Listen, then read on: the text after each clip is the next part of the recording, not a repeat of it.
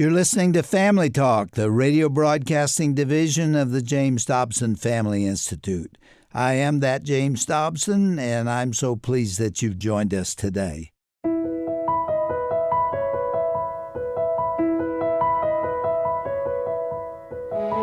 Well, welcome to Family Talk, the broadcast division of the Dr. James Dobson Family Institute. I'm Roger Marsh, and today we're addressing a crisis that affects millions of American children, and that is fatherlessness.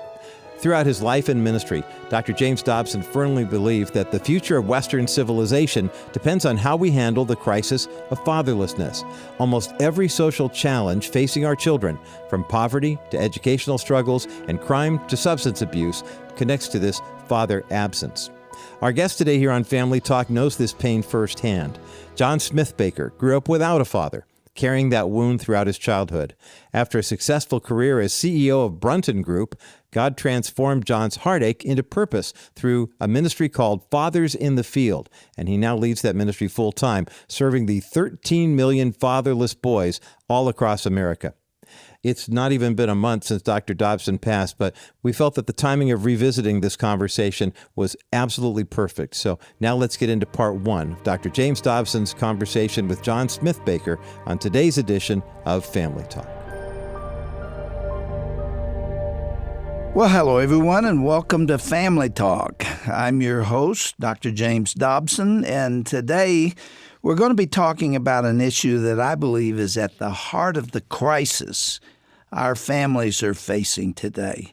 Fatherlessness is pandemic in this country. As I wrote some time ago in my book, Bringing Up Boys, quote, "The future of Western civilization depends on how we handle the crisis of fatherlessness." And I believe that's more true now than it was then. The numbers are disheartening, and it's not time to just wave a white flag. We got to do something about it. And my guest today is committed to the task of saving as many fatherless boys as possible and to change their futures. His name is John Smithbaker. We're of like mind and like hearts on many things. John, I'm so glad you're here. Oh, thank you so much. It's a privilege and an honor, and you've just been such a hero of mine growing up and reading your book, Bringing Up Boys, when I became a father and had a son and looked into his eyes and wondered, how do I do this since I didn't have a father to show me? How do I do it better than my dad did? That's right. In fact, your dad abandoned your family before you were born, didn't he? That's correct. My mom was pregnant with me, and I had a 3-year-old sister. He actually encouraged my mom to have an abortion and kill me because I was not wanted by him, and thankfully I had a strong mom. You know that for a fact. I do. My mom told me, and I even asked my dad. And why would she tell you that as a little boy? Well, she didn't tell me that as a little boy. This was in adulthood, when I asked. And, I was seeking truth and wanted to understand the circumstances of why and when he left, and she shared that with me. Well, when we met before and talked, I was touched, deeply touched by what you went through as a child, because you were a vulnerable, tender kid, weren't you? I mean, some boys go through fatherlessness and are not affected by it as much. Most are, but some aren't. But you felt it. You knew it. You were lonely. You longed for a relationship with a dad. And it didn't get better as the time went on. Describe that for us.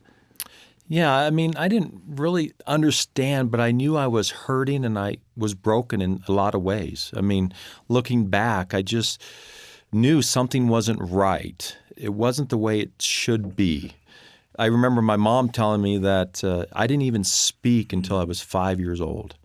Really? And she took me to specialists because she thought I had a problem or whatever else, and they tested my IQ and said, no, your son is fine, but he's just quiet. I don't know what all the reasons were, but I just remember her telling me that. And how early do you remember that other kids had a dad and you didn't? I would say it's probably around 6 years old. my mom worked nights, and I was shuffled around to daycares, and thankfully I had a grandma who took some of that burden off. But I remember my mom leaving and me just screaming and begging her not to leave me at this institutional daycare because I just knew that wasn't the way it was supposed to be. I was already lonely, and now I'm pretty much lonely 24 hours because my mom had to work evenings to pay the bills, and we barely got by. So I didn't see her during the day, and I was sleeping at night, so seemed like I never saw anybody. Who took care of you? Well, I mean, in the evening I was sleeping, and my grandmother would come over, or a babysitter or somebody, and then during the day I was at a daycare. So from a family perspective, I mean, I look back and I never saw anybody, it seemed like to me. Many people fail to realize just what impact that has on boys. Boys are not born knowing what it means to be male. It's interesting how God designed us, but girls know what it means to be a girl, and then to grow up to be a woman, they understand that role. Boys don't. They have to be taught it. And when there's not a loving dad on the scene, something's missing, something's aching inside, something longs for. That's right. I remember seeing Jonathan Winters. You remember the comedian Jonathan Winters? Yes, I do. think he's gone now. Yeah. I remember a moment when he was being honest and he was being interviewed, and he was very serious. He wasn't trying to be funny.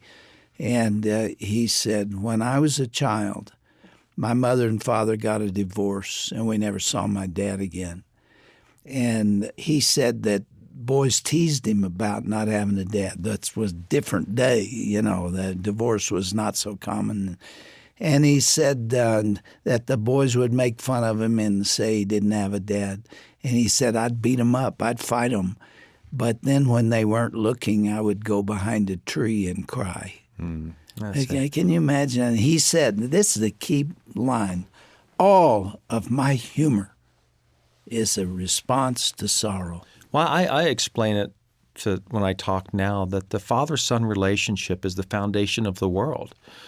I never really understood that until I became saved. And when that's broken, the soul is broken and hurt. And my experience is that I believe the child has a decision to make when that happens. They decide to fight in a weird way for their father's affection, or they flee from it and they rebel.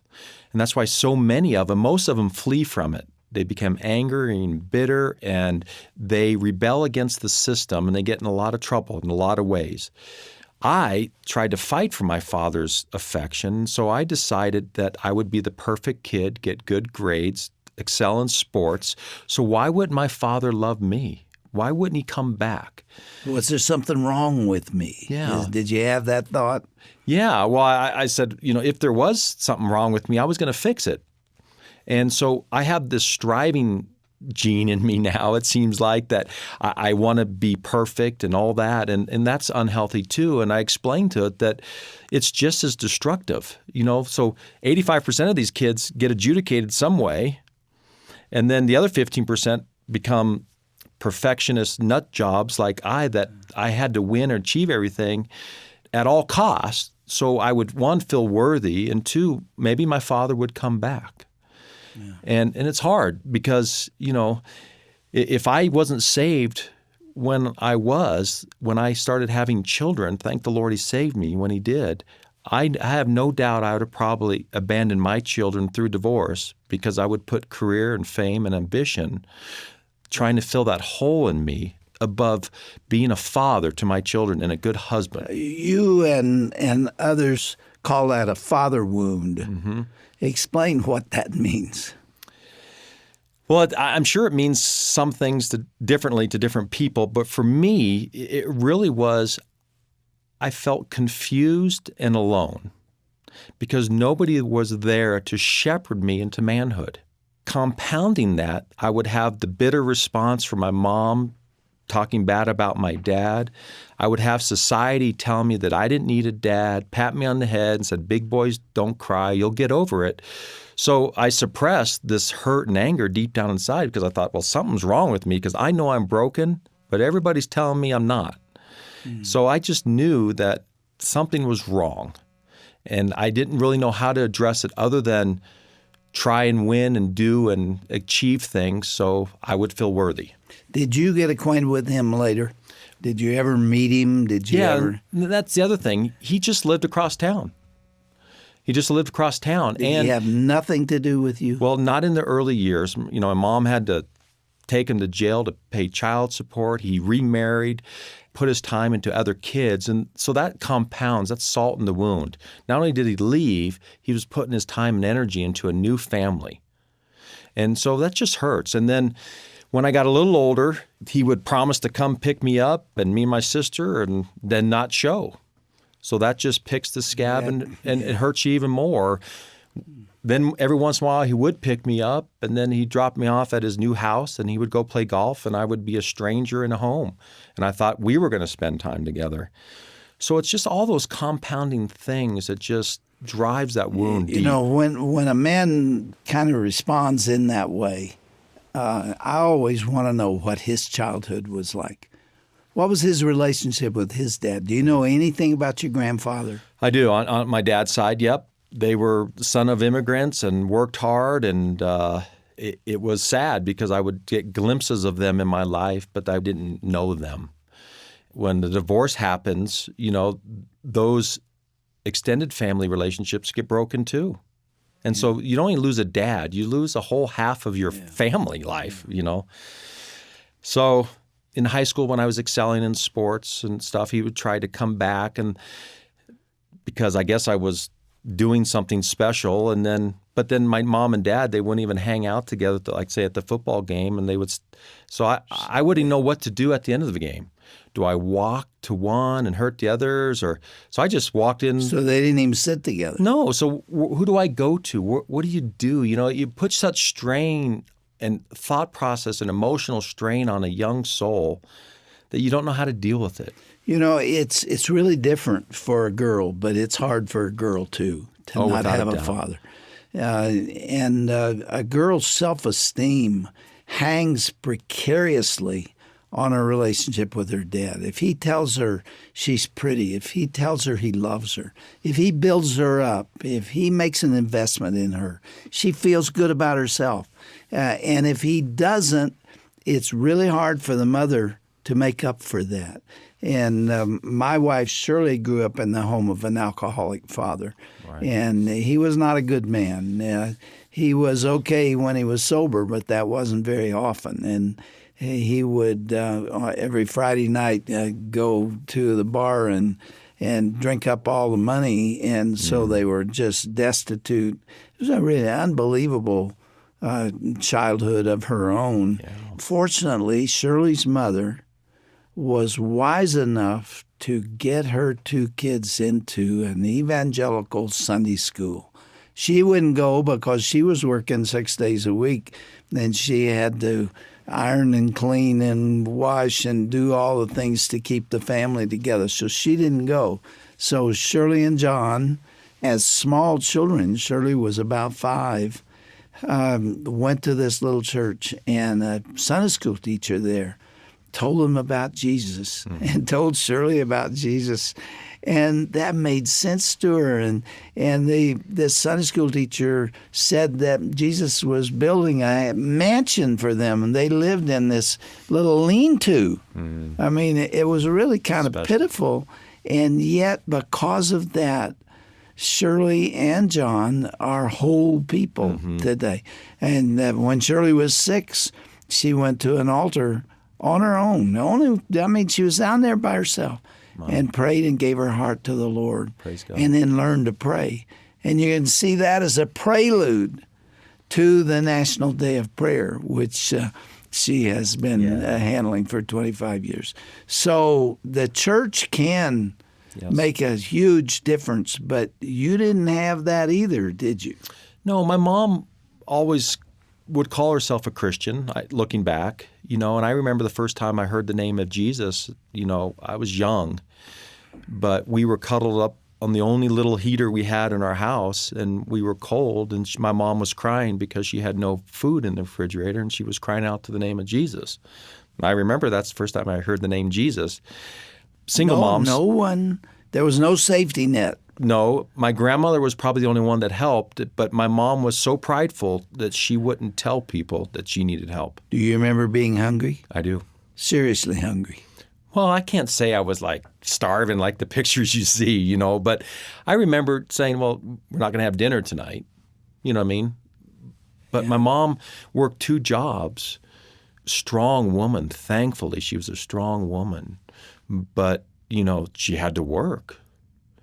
And she had to work and pay for daycare. And she didn't have a car, so she lived in a neighborhood she could walk to, all those things that you do. And it's just tough. It's not the way God intended it to be. Yeah. Fortunately, you were a good athlete. Yes. And that helps. That helps a boy. And yet it wasn't enough for you. I talked to you about this when you were in my office. It didn't make up for the fact that there was no dad over there cheering for you and hugging you when you made a touchdown or did something unusual. I was motivated by all the wrong reasons. I was motivated because I didn't want to deal with the fact that I was broken or hurting, and I wanted to find worth in my life.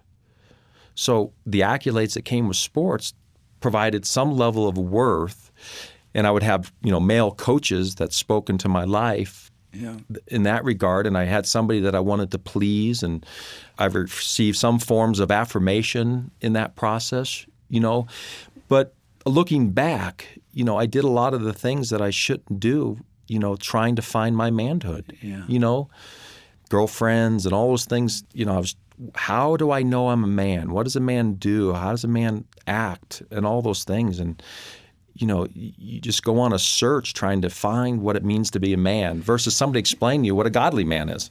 I don't promote my own stuff a lot. I just don't feel that's what I'm here to do. But my book, Bringing Up Boys, is written for families that have sons that are struggling along this way.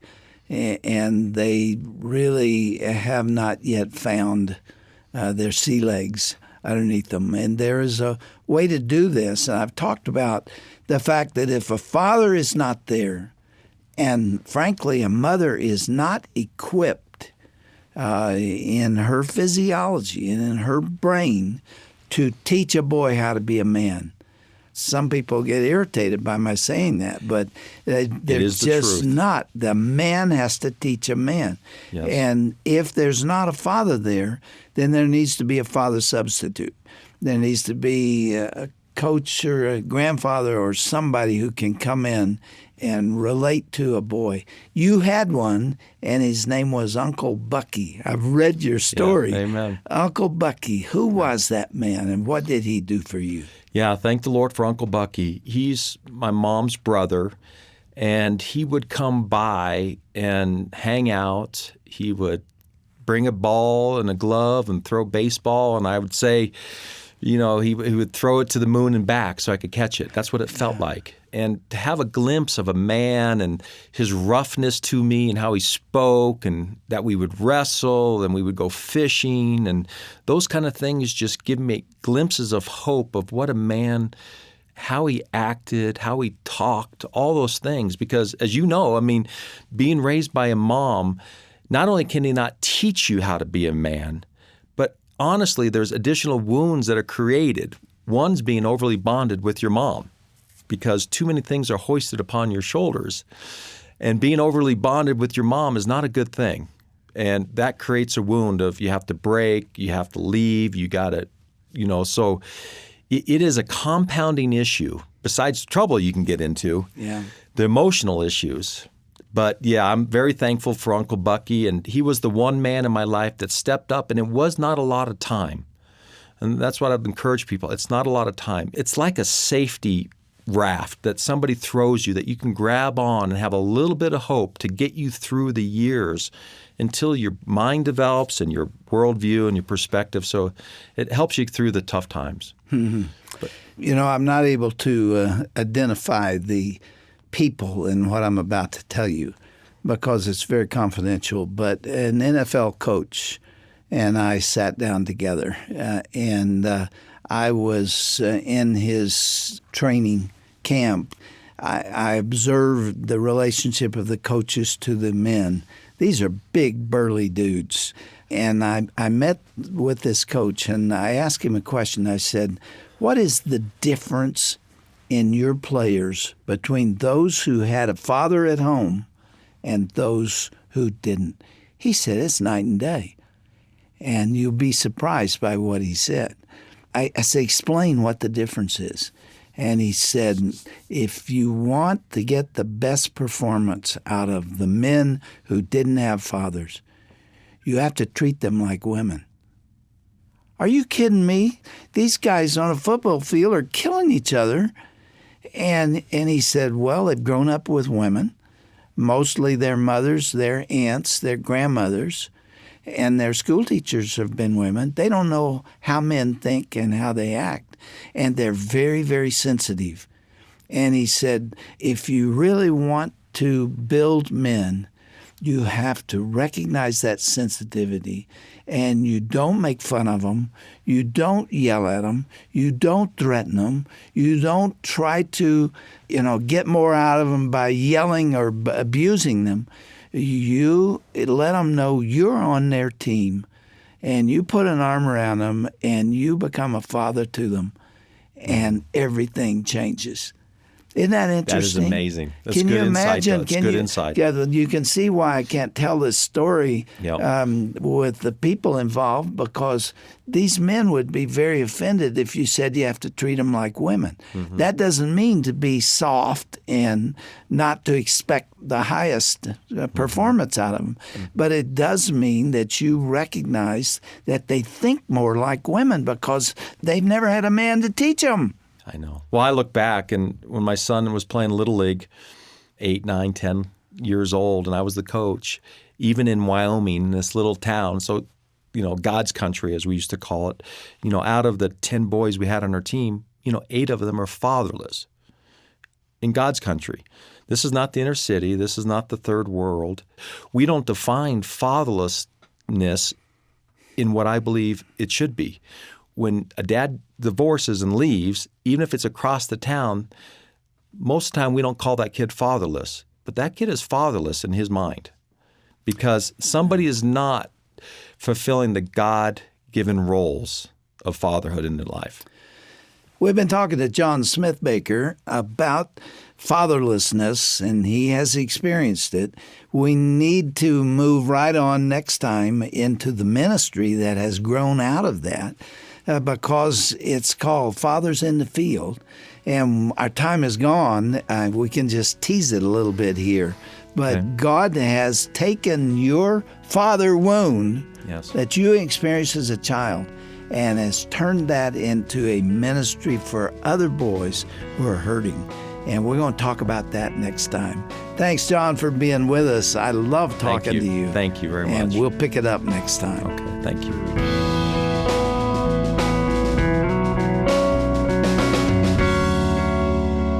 The pain of fatherlessness echoes through generations, but John Smithbaker's testimony reveals that God can transform our deepest wounds into purpose in healing. You're listening to a special edition of Dr. James Dobson's Family Talk. We're revisiting a classic conversation Dr. Dobson had with John Smithbaker, founder of Fathers in the Field. Perhaps you're thinking of someone who needs to hear this program right now, and if so, you can point them to drjamesdobson.org/Family Talk, and you'll find that information right there. As we carry forward Dr. Dobson's legacy, we invite you to visit his memorial website to reflect on his remarkable life story, to share a personal tribute, or to honor his memory with a memorial gift. In a culture increasingly hostile to Christian values, the Dr. James Dobson Family Institute will continue to be a beacon of truth, defending the sanctity of human life, God-honoring sexuality, and religious freedom. Through our broadcasts, policy work, and educational resources, we are still going to be equipping believers to live out their faith boldly while preserving America's founding principles for the next generation. You can make a tax-deductible donation over the phone when you call a member of our constituent care team at 877-732-6825. That's 877-732-6825. You can also send a gift through the mail when you write to Dr. James Dobson's Family Talk, P.O. Box 39,000, Colorado Springs, Colorado, the zip code 80949. And by the way, if you'd like to celebrate the man who spent decades equipping families with biblical truth and defending the values that build our nation, you'll find those opportunities and more when you go to jamesdobsonmemorial.com. Well, I'm Roger Marsh, and on behalf of all of us here at the JDFI, thanks so much for listening. Be sure to tune in again next time for part 2 of Dr. Dobson's classic conversation with John Smithbaker, talking about the issue of rescuing fatherless boys. It's coming up right here on the next edition of Dr. James Dobson's Family Talk, the voice you can still trust for the family you love.